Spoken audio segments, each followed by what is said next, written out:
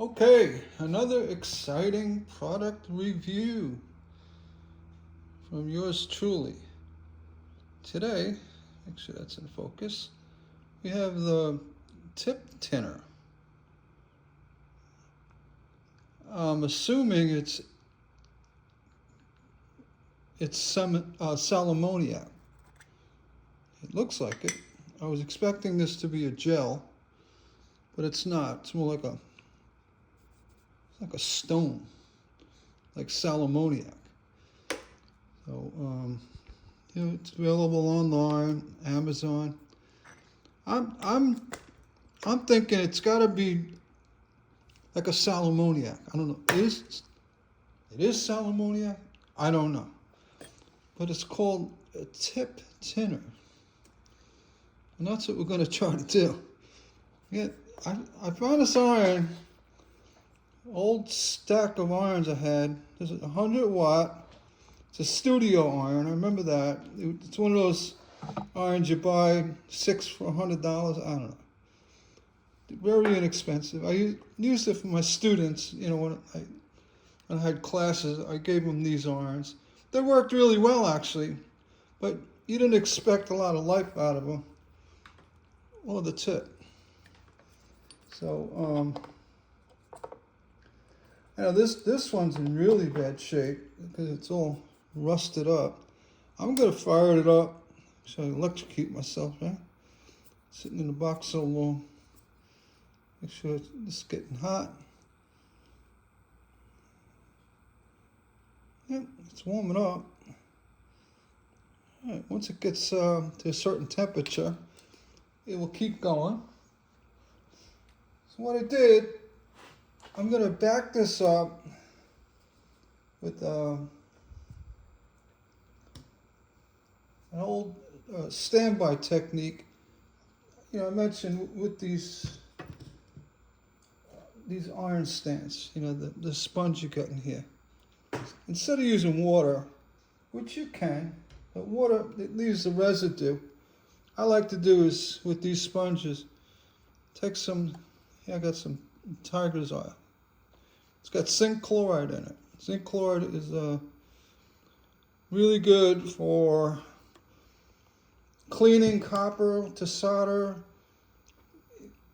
keeping your tip clean. That's why I said don't worry about dipping. You know, just a little bit. You don't plunge your iron. Because the truth is, when you're soldering something, you take your flux brush and you brush flux on your copper, the tip of your iron is going to hit it. So you're getting flux on the tip of your iron. So common sense would tell you that if you're getting flux on your iron from soldering, okay, that doing that is no more than the flux you're getting on the iron. And the reason why you do that dip is just to get that solder to flow well off the tip. So all these tips, they come pre-tinned. You can see, I show a line here. You barely make it out, but right in here, it's all pre-tinned with solder. And it may be higher, it could be higher. That's where it was used the most. But that solder, tin, lead, what have you, it's like infused on the tip. It's done with, I think, electrolysis. I could be wrong, but I believe that's how they do it. It's like superheating that tip, and they're actually magnetizing that solder, or not magnetizing, but making it part of the metal below. Do electrolysis? I don't know. I don't know how they make irons, but the solder that's on there is pretty much on there unless you scrape it off. But you want to re-tin your tip. Basically, take a dirty old tip and bring it back. Right? That's what we're here for. And typically, I would go ahead and use a sal ammoniac block, which I do have outside. I'm going to bring that in if this don't work. I suspect this here to be sal ammoniac. I really do. Or something similar. So we're gonna check our tip. It's starting to get hot. And we're gonna let it. It's in a little bit of flux. Let's get it really hot. I'm gonna turn it full tilt, just so I know it gets hot. Again, this is a regular type of iron with the element. It's not a ceramic element, I don't think, but it's just an old iron tip. So we're going to try to bring that tip back, right? And the good thing is I have some solder blobs here, which actually helps to retin. When I use the sal ammoniac block, I'm going to pause. You know why? So I'm going to get it. Hold on. Okay, I'm back. I got my sal ammoniac. Now, oddly, this was not like that. This like raised area, and I think it looks like it's melting, like it was wax. I don't know. I don't know how to make sal ammoniac either. Yeah, I love science and chemistry, but figure that out? No, I can't. All right, so I'm going to try typical way I would clean a tip. I put it in the flux. You can see I got a lot of residue on there. I'm going to go right into the tip tinner.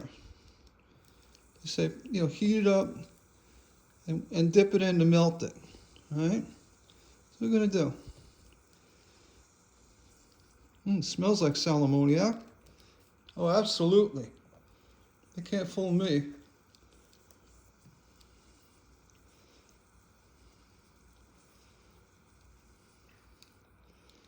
Hope you can see that. Yeah. They say just dip it till you kind of melt it. So I'm doing. And I'll tell you, this smells like sal ammoniac. I know what that smells like. I'm going to go ahead and get on there and wipe off any residue.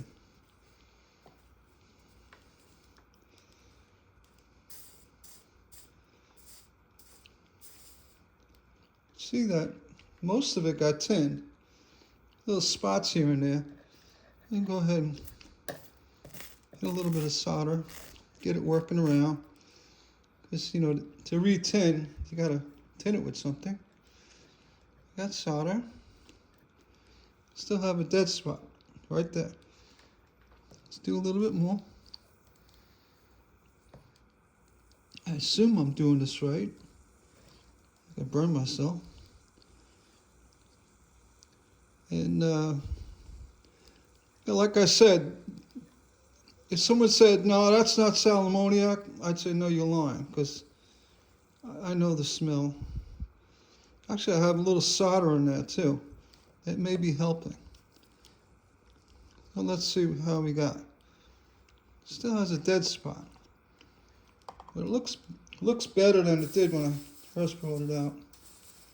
It's out.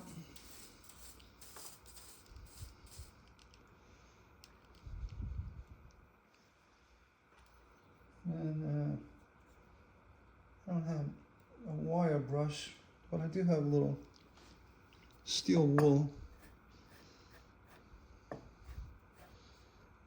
And you want to take a little wire brush or it's, brass, woolly, just to break that down. But you could see with the tip tinner, I still have a flat spot here. It's like embedded. So what I'm gonna do, windows are open. This stuff you want to do outside. It really smokes. This sal ammoniac. You get it on a block, just move it back and forth, kind of build a groove in it, like this. Hold it, roll the tip, and you know, this is extreme. And I brought out this iron because it was pretty well shot. If you have a new iron, there's no reason to break out the ammoniac. It's only for if you really burnt your tip badly. There are manufacturers like Hacko that say, don't use ammoniac. But I had a Hacko 456 with a similar tip as this for many years. And every 2 or 3 days, just to keep that solder flowing nice, I would do this on the ammoniac. Yeah, just enough. Just to get that tin coating, you know, very slippery, I guess, smooth. See, this isn't burning in enough, but you could see it's starting to get there. What you do, ammoniac is not a touch and go process. You got to put it in, get the material to heat up to where it smokes quite a bit.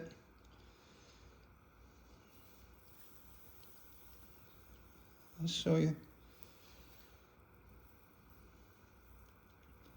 I'm running this full tilt, and you move your tip around. You let it heat up.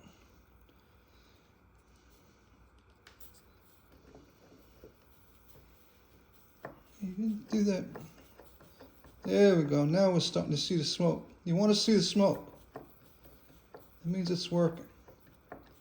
And this smells just like that tip tinner stuff.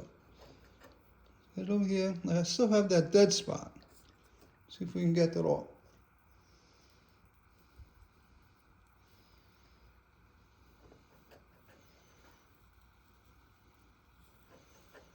Should be able to.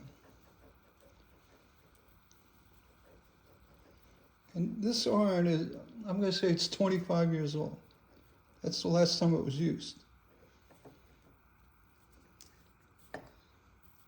So, try it again. You know, just for amusement purposes.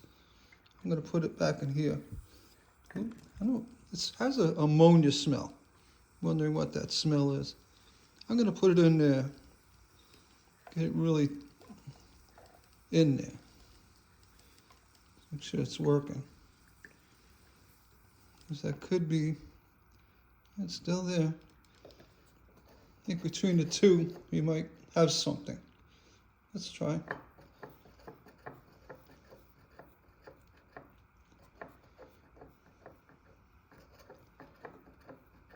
All right. I'm not going to push it really any further than that. So we still have a dead spot. Excuse me. That's from sitting so long. If you scrape it, it's not going to come off. It's actually, well, maybe it is. Hold on. I know you shouldn't be doing this to your iron either, but I'm being very gentle with it. Like a wire brush would do.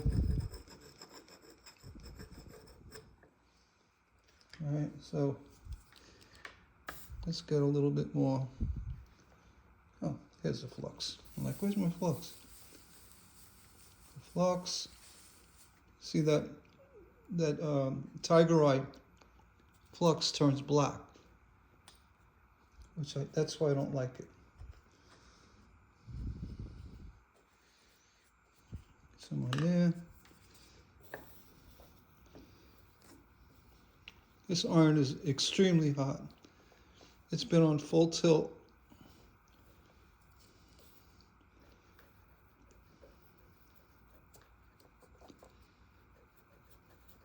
Let's keep going with it. Eventually it may break that bad spot. Especially if you have a wire brush handy. A little more solder on it. Roll it around.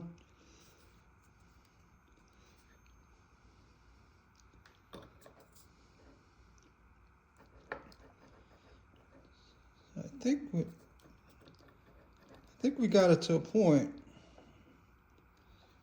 I mean, this tip, it's done, but you can see I brought it back to that line. Yeah, let me get a pointer. A pointer. There you go. I brought the solder, got it re-tinned back to this line here, which I think that's the original line. They didn't really go further than that. So honestly, this tip can be used. Try to get a little bit on the side with a good wire brush, or you could, you know, buff this out, smooth out the coating, and work it to where it'll be usable. This will actually, if say you're soldering with that amount of tip, that's fine. You just go right onto the tip like that and do your soldering. Okay, you're really never going to go above that, right? So basically, between the tip tinner, sal ammoniac, and a good flux, rubbing of flux, we did recover this tip. Right? So, yeah, tip tinner, that ammonia smell, that I think that's digging into the metal better. The sal ammoniac, this stuff, it's a lifesaver. I just say, people say don't use sal ammoniac, but you know what? You use it, it doesn't stick to the iron. It rebuilds the tinning. When you're done with the sal ammoniac, you know, it's not going to be on there. You use your iron. You roll it to solder. Like I said, I use sal ammoniac many times, dozens of times, 100 times. Because I like, when I'm soldering, I like the solder to go on the iron, run off the tip where I want it to go. And as I'm soldering, I'll flip the iron. So if I get a corroded or a dirt buildup on one side, because usually the bottom is going to be cleaner from moving around. You flip it over, then you can start soldering on the other side. So it's good practice to keep flipping your tip like that. But, you know, you're working on something, you leave your iron on a little bit and it overheats slightly, or you get a little residue from the solder on the tip or from the lead or whatever you're doing, and you get that little bit of crust buildup that bakes into the tip, use the sal ammoniac. I mean, I had my Hacker irons, I think, did I ever replace a tip? Eventually, I mean, they're 25 years old. Yeah, they actually, from sitting around so long, they rusted. I should go out and get one and see if I can recover. I just found this as an old iron. So, tip tinner may be good. May be what's going on here. Sal ammoniac, no doubt. The flux, I don't like the idea of the tiger's eye. It turns so black like that. I'm going to do another evaluation. I'll get some Canfield flux or the Novocan, whatever, other gel flux. We'll see how that goes. So that's my only downside to the tiger's eye. I mean, maybe, I know it's not the sponge because it did it on a piece of copper foil work I was doing. So whatever's in there, it cooks and burns up and gets black. But as you can see, this iron's been off now. It's still hot. But the tip, you can see that, it's actually looking good. A little spot right there, but I think that's just, see, sal ammoniac only works when it's really hot. And that's the trick. Whenever you use it, lay the tip down, move it around, build a little gully area for the tip. And it only starts working where it cleans the tip when it really starts smoking, all right?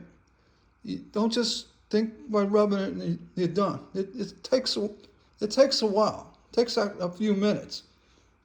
So, and then a reapplication. So tip tinner, yeah, I'll give it a. It's not fully evaluated, but I do believe it's doing something. It's breaking down the surface of that tip, the rust I smell ammonia in that. And yeah, ammoniac, right? It's probably the same chemical processing going on. So I just wanted to show that. I got this stuff. I said, oh, interesting. Let me see. That's why I got it. I said, let me get that and see how it works. Yeah, on an old iron, it worked, but I think I had to back it up with the ammoniac. And then add the flux to it as well, which the instructions on the back don't really tell you that. The zinc chloride in the flux will break down the dirt that's on the iron. It's actually a cleaner. So between that, maybe this has a cleaner in it, the ammoniac, and a little patience, that's the key, all right? So don't throw out your old tips, and don't worry about using a tip cleaner or tip tinner or ammoniac. You hear people say, oh, don't use ammoniac. Don't use it. For hacker irons, I wouldn't say put it here because it may corrode that, the sleeve. Just do it on the tip. Because the most important area of the tip is the tip of the tip. You want the solder to roll off it. If it gets hung up and you get a build up, you don't want that. You want the solder to roll off. That's why I use the ammoniac. Not doing that. So although people will say, oh no, don't use ammoniac. Well, I say you can. And if you ruin your iron, your tip, call me. I'll buy you a new tip.